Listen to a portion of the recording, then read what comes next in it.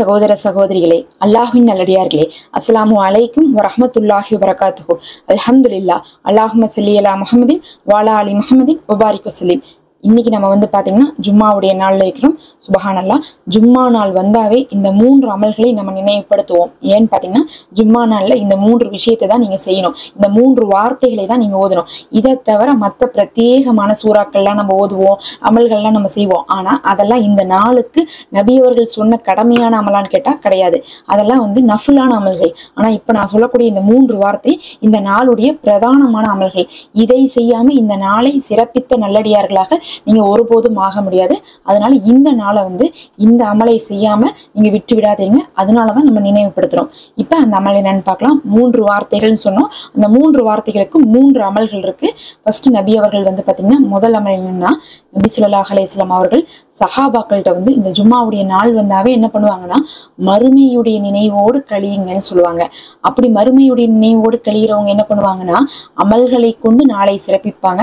அதுல ரொம்ப முக்கியமாக மறுமையை நினைவுபடுத்தக்கூடிய அமல்னா பாவ மன்னிப்பு தான். ஏன்னா யார் ஒருவர் மறுமை வரும் அப்படிங்கிறத உணர்றாங்களோ அவங்க செஞ்ச பாவத்துக்கு தான் மன்னிப்பு கேட்பாங்க. இப்ப நாளைக்கு ஒரு விஷயம் நடக்க போது அதுல நமக்கு பனிஷ்மெண்ட் கிடைக்கும் அப்படின்னு இருந்தா அந்த பனிஷ்மெண்ட்டுக்கு தான் நம்ம முதல்ல பயப்படுவோம். மற்ற விஷயம் எல்லாம் நமக்கு தோணாது. அப்ப ஜும்மா நாள் வந்தாவே முதல்ல மறுமையை நினைத்து பாவத்துக்கு வருந்தி மன்னிப்பு கேட்கறதுதான் பிரதானமான அமலாக இருக்கு.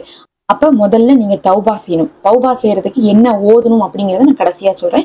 ஆனா முதல் அமல் பாத்தீங்கன்னா நம்ம தௌபா செய்யணும். அப்ப இரண்டாவது அமல் என்னன்னு பாத்தீங்கன்னா, நபி ஸல்லல்லாஹு அலைஹி வஸல்லம் அவர்கள் சொன்னாங்க, ஜும்மா நாள் வந்தால் என் மீது அதிகமாக ஸலவாத்து சொல்லுங்க.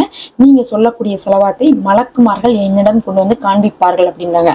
அப்ப ஜும்மா நாள்ல நபி அவர்கள் நம்மளிடத்துல ஸலவாத்து சொல்லுங்கன்னு சொல்லிட்டு கேட்டிருக்காங்க.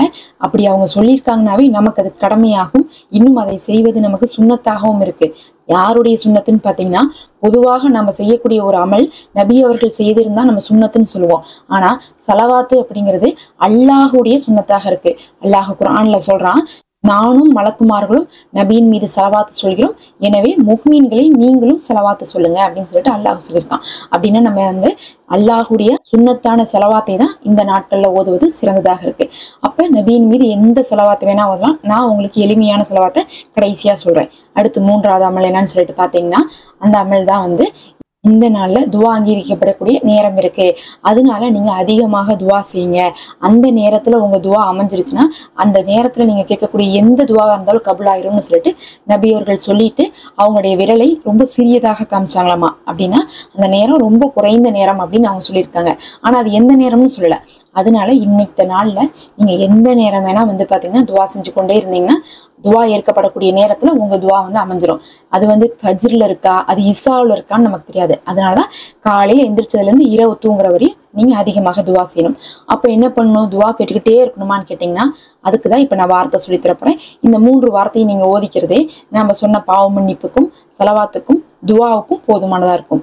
அந்த வார்த்தை தான் பாத்தீங்கன்னா, ஸல்லல்லாஹு அலா முஹம்மது ஸல்லல்லாஹு அலைஹி வஸல்லம் ரப்பிகு ஃபிர்லி வர்ஹம்னி. அப்படின்னா நீங்க என்னன்னு பாத்தீங்கன்னா, இதுல 3 விஷயம் இருக்கு. முதல்ல என்ன இருக்கு, ஸலவாத் இருக்கு.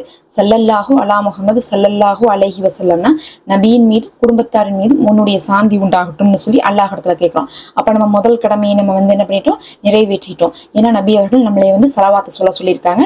நம்ம ஏன் முதல்ல ஸலவாத் ஓதுறோம்னா, எல்லா இபாதத்துக்கும் முன்னாடி நம்ம ஸலவாத் ஓதுவது மற்ற இபாதத்துக்கான நன்மையாக அது அமையும். அதனாலதான் ஆரம்பத்துல நம்ம ஸலவாத் ஓதுறோம். அப்போ ஃபர்ஸ்ட் ஸலவாத்து. 2வது வார்த்தை என்ன இருக்கு, ரப்பிகு ஃபிர்லி. ரப்பிகு ஃபிர்லின்னு என்ன அர்த்தம், என்னை மன்னிப்பாயாகன்னு சொல்லிட்டு அல்லாஹ்விடத்துல தௌபா செய்றோம். நபி அவர்கள் என்ன சொன்னாங்க, மறுமையை நினைவு கூறுங்க, பாவத்துக்கு வருந்துங்கன்னு சொன்னாங்க.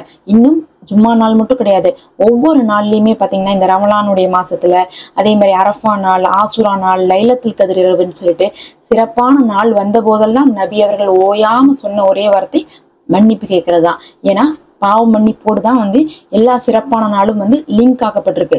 அதனால நீங்க இந்த நாள்ல அதிகமா மன்னிப்பு கேட்கறதுக்கு இந்த ஒரு வார்த்தையை ஓதனாவே போதும், அல்லாஹ் இடத்துல மன்னிப்பு கிடைச்சிரும். அடுத்து மூன்றாவதா வந்து பாத்தீங்கன்னா வருகம்னி. வருகம்னினா எனக்கு அருள் புரின்னு அர்த்தம். அல்லாஹ்விடத்துல நம்ம கேட்கக்கூடிய அனைத்து துவாவும் கபூலாகிறதுக்கு அல்லாஹுடைய அருள் வேணும். அந்த அருளை நம்ம இங்க துவாவா கேட்கிறோம். அதனால இதை வந்து என்ன பண்ணுங்க, இப்படி ஒரு ஃபார்மேட்டா இருக்கா, இந்த ஒரு வரியை அப்படியே மனப்பாடம் பண்ணிக்கோங்க. இதை நீங்க இன்னைக்கு ஃபுல்லா ஓதுங்க. எப்போ ஓதலாம்னா ஒழு இல்லாட்டினாலும் தொழுகை இல்லாட்டினாலும் சரி, காலையில இருந்து இரவு வரையும் நீங்க இந்த வீடியோ பார்த்ததுல இருந்து ஆரம்பிச்சிருங்க. அது சாயங்காலமா இருந்தா கூட சரி ஆரம்பிச்சிருங்க. ஏன்னா நம்ம எந்த நேரம் பாக்குறோமோ அந்த நேரத்துல இருந்து அமல் செஞ்சாவே நம்ம செய்யாத நேரத்துக்கும் செய்த கூலி கிடைச்சிடும். அதனால வந்து கொஞ்சம் நேரத்துக்கு ஒரு தடவை ஓதிட்டே இருங்க. நம்ம தான் சொல்றோமே, இது வந்து எப்படி ஓதணும்னா கொஞ்ச நேரத்துக்கு ஒரு தடவைங்கும் போது உட்காரும் போது, நிற்கும் போது, நடக்கும் போது, வேலை செய்யும் போதெல்லாம் நீங்க ஓதிட்டே இருந்தா ஜும்மா நாள்ல துவா ஏற்கப்படக்கூடிய நேரத்துல கரெக்டா நம்ம ஓதுற மாதிரி வாய்ப்பு அமைஞ்சிரும். ஏன்னா கொஞ்ச நேரத்துக்கு ஒரு தடவை ஓதும் போது அந்த நேரத்துல அமையறதுக்கான வாய்ப்பு இருக்கு. அப்ப நம்ம வந்து சலவாத்தும் சொல்லி மன்னிப்பும் கேட்டு துவாவும் கேட்ட நன்மை கிடைச்சிரும். நம்மளுடைய துவாக்கள் எல்லாம் இதுல கபூலாயிரும். நம்ம தனியா வந்து அமல் செய்யாம இந்த மாதிரி ஈஸியா செஞ்சுக்கிறது ரொம்ப சிறப்பா இருக்கும். மறக்காம சப்ஸ்கிரைப் பண்ணிக்கோங்க. இந்த மாதிரி நிறைய விஷயத்த நான் போட்டுட்டு இருக்கேன். நீங்க தொடர்ந்து பார்த்து வாங்க.